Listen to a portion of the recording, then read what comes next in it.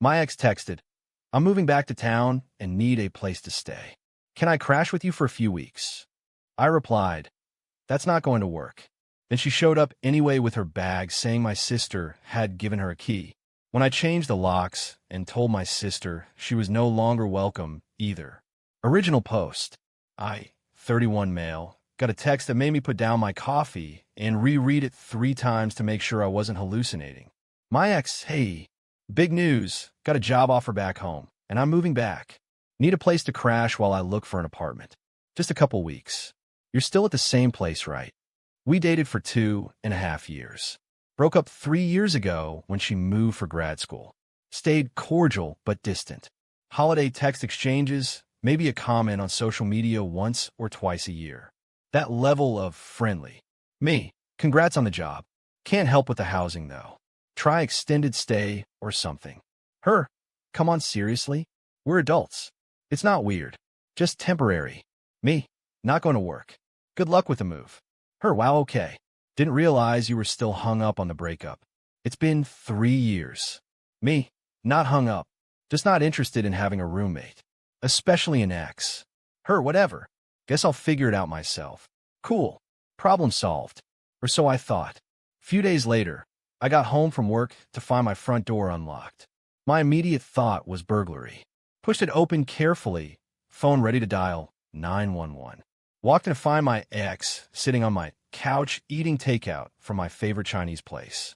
3 massive suitcases lined up against the wall. Moving boxes stacked in a corner.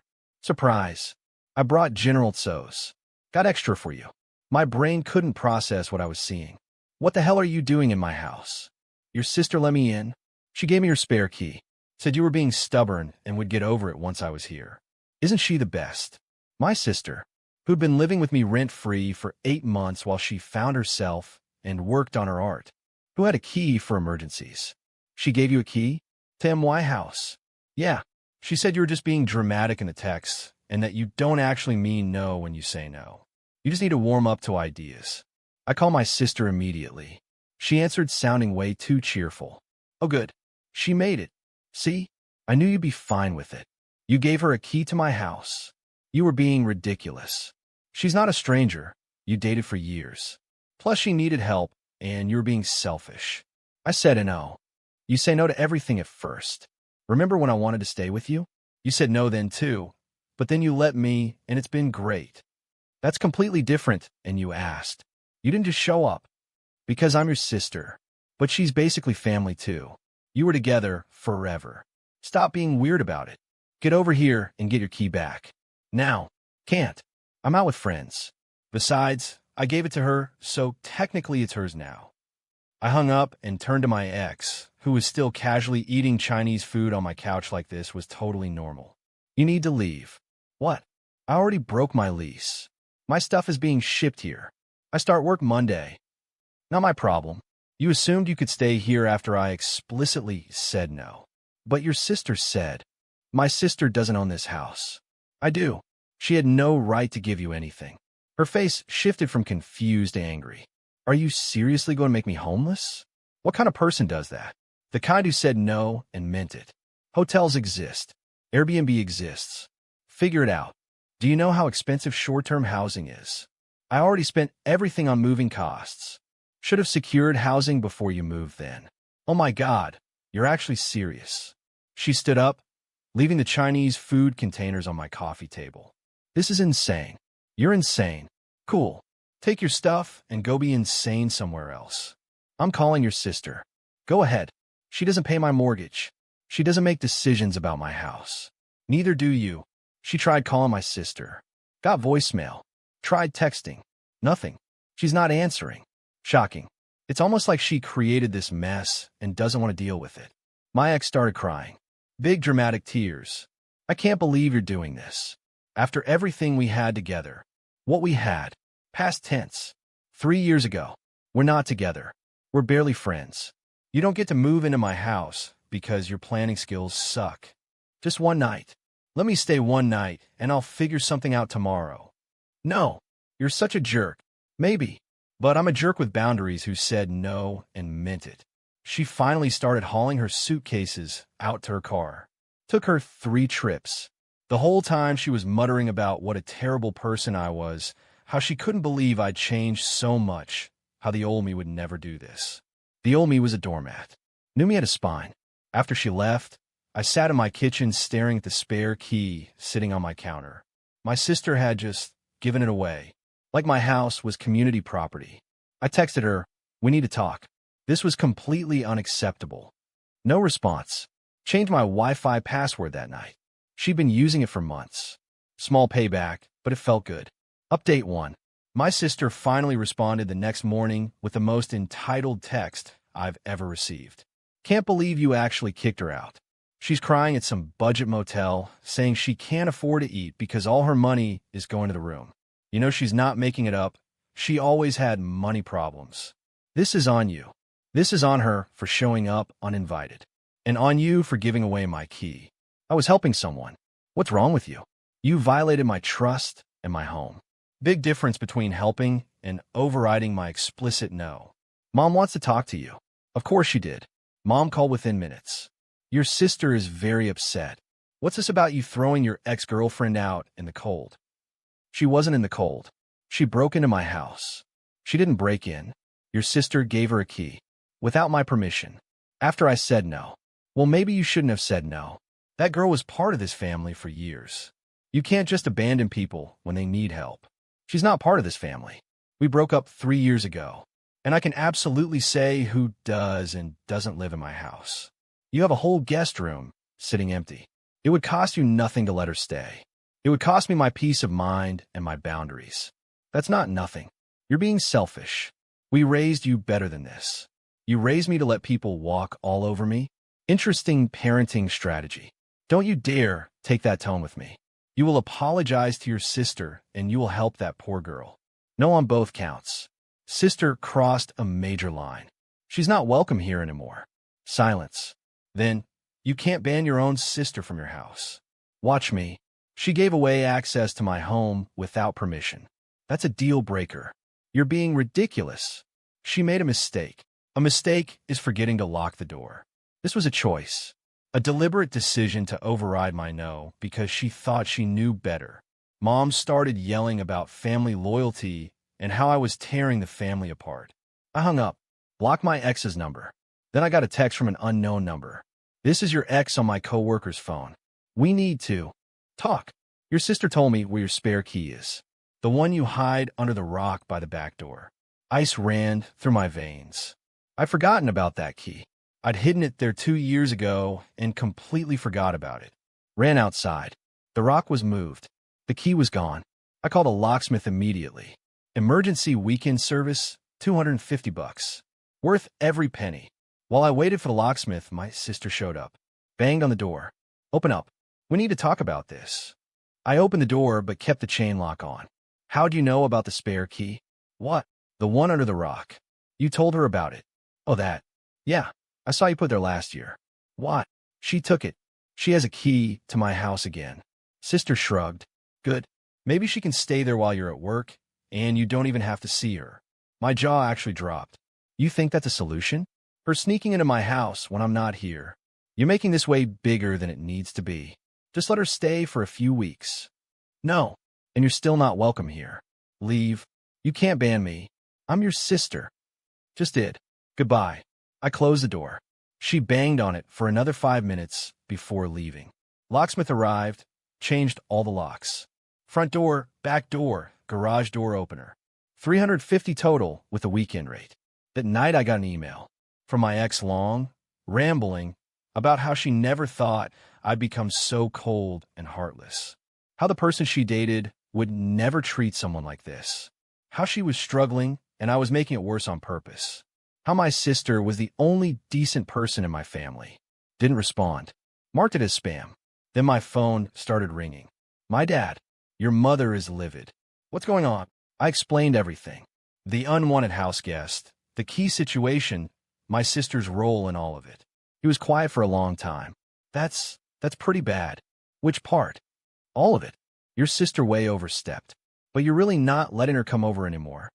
She proved I can't trust her with access to my house. So no, she's not coming over. Your mother's going to lose it. That's her choice. I'm not backing down. Didn't think you would. You get that stubbornness from me. He actually sounded proud. Want my advice? Sure. Stand your ground. Your sister's been coddled her whole life. About time someone held her accountable. Just be ready for the fallout. Already dealing with it. It's going to get worse before it gets better. He wasn't wrong. Update 2. The fallout started Monday morning. I got a call from my boss. Hey, got a weird call from someone claiming to be your landlord. Said there's some kind of dispute about the property. My stomach dropped. I don't have a landlord. I own my house. That's what I figured. Just wanted to check. The person was asking about your employment status and salary. Wouldn't say why. I told them I couldn't discuss employee information. Did they give a name? No. Just said they were verifying information for a housing dispute. Female voice.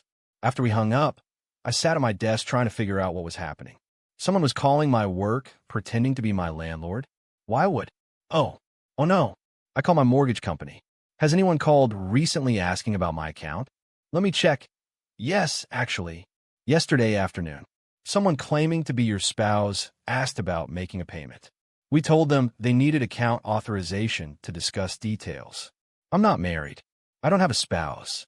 Can you flag my account for fraud attempts? Absolutely. We'll add security notes. Then I called my homeowner's insurance. Same story. Someone had called asking about the policy, claiming to be a household member. My ex was trying to what? Establish she lived there? Get information to use against me? I called the police non-emergency line. Explained the situation. They said unless she actually showed up and tried to enter, there wasn't much they could do. But they'd file a report for documentation. That night, my sister sent a text from a different number. This is getting out of hand. Ex is freaking out. She's saying you're ruining her life. Just let her stay there for a few weeks. Is that so hard? Don't contact me from new numbers. This is harassment. I'm trying to fix this. You created this. The fix is leaving me alone. Mom says you need to get over yourself. Mom doesn't pay my mortgage. The mortgage they helped you with. A gift 3 years ago doesn't give them ownership rights. Done with this conversation. I blocked that number too. Wednesday, I came home to find notice on my door. From code enforcement. Anonymous complaint about illegal occupancy and unpermitted rental activity. What the hell? Called code enforcement. They said someone reported I was running an illegal short-term rental without a permit. They need to schedule an inspection. I'm not running any kind of rental. I live here alone. We still need to verify. It's policy when we receive complaints. I scheduled it for that weekend. Took time to document everything, my mortgage statements, my deed, my utility bills, everything proving I live there alone and own the property. The inspector came, looked around, saw it was clearly just my residence. Marked the complaint as unfounded. Any idea who might have called this in? I asked. Anonymous complaints are common in neighbor disputes. Could be anyone. It's not a neighbor dispute. It's my ex-girlfriend and my sister harassing me. He gave me a sympathetic look. Might want to lawyer up if it continues. This kind of thing can escalate. That was Friday. Saturday morning, the real nuclear option hit. My parents showed up. Both of them. With my sister and my ex. I watched through the doorbell camera as they approached. Didn't open the door. We know you're home. We need to talk. Mom shouting. I use a speaker. No. Open this door right now. No. You're trespassing. This is family business. The family member in question is banned. The ex-girlfriend is not welcome. Leave. My ex stepped up to the camera. Please. I'm sorry about everything. I just need a place to stay for a little while. I'll pay rent. No. I'm desperate. I'm living in my car. That was a lie. My sister had posted Instagram stories from a coffee shop earlier, tagged with my ex, both of them looking perfectly fine. Not my problem. Dad spoke up. Son, just open the door. Let's talk like adults. I'm being an adult. Adults respect boundaries. Adults don't show up at houses after being told no. Your mother wants to see you. She can see me when she's not trying to force me to house someone against my will. Mom started crying. Big dramatic sobs. My own son won't even talk to me. You're using tears to manipulate me. It's not working. My sister. You've turned into such a jerk. The old you would never. The old me was a pushover who let people walk all over him. Yeah, I've changed. Deal with it. They stayed there for 20 minutes. Yelling, pleading, crying, threatening. I didn't open the door. Finally, Dad convinced them to leave. But as they were walking away, I heard my sister say to my ex, "Don't worry, I have a plan." That was ominous. Sunday morning, I woke up to my phone exploding. Texts from aunts, uncles, cousins I hadn't talked to in years, all saying basically the same thing. "Can't believe what you did to your ex, and your sister is devastated, and family should help family." My sister had posted on social media a long sob story about how I'd become cruel and heartless, how I kicked a homeless woman out onto the streets, how I banned my own sister from my life for trying to do a good deed, how our parents were heartbroken. The post had 200 shares, comments full of people calling me every name in the book. I could have posted my side, could have explained the full story. Instead, I screenshot everything. Every text where I said no. Every instance of them ignoring my boundaries. The code enforcement harassment. The calls to my work. And I took it to a lawyer. Monday morning, I had a consultation. The lawyer looked at everything and nodded. This is harassment. Possibly trespassing. The false reports could be criminal. Want to send a cease and desist. To all of them, we could do a joint letter to your ex and sister. Your parents too if you want. Do it. He drafted it that day. Formal legal letterhead. Outlined every instance of harassment, boundary violation, and false reporting. Stated that any further contact would result in legal action, including restraining orders and civil suits. Cost me $400. Worth every cent. The letters went out certified, mailed Tuesday. By Wednesday afternoon, my phone had gone completely silent.